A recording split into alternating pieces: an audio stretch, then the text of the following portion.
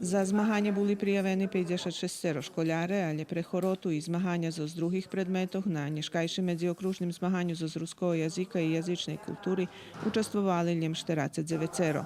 Zo sporjadnej nastavi, ktorá je organizovaná u Ruskim kerestúre Kocúre i Đurđove, zmahali še 33 školjare, po 8 zo 5. i 6. klasi, 7 zo 7. i 10 zo 8. klasi.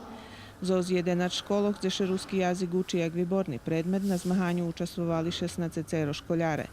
5 zo z Novog Sadu, po 1 zo z Gospodincoh, z Rimske Mitrovici i Savinoho sela, 2 zo z Kuli i po 3 zo z Verbasu i Bačke i Topolji.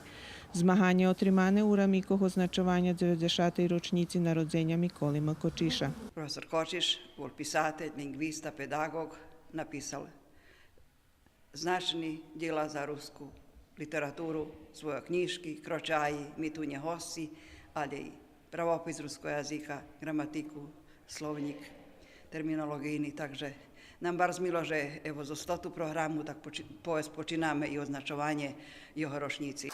Školjare, ktorí na testoch mali najvecej body i zavžali da jedno zo z perších 3 mestoch dostali knižky, a 13 školjare 7. i 8. klasoch zo sporjadnej i výbornej nastavi zmaganje predluža i na republičnim urovnju, kotre še otrima 26. maja u Đurđove.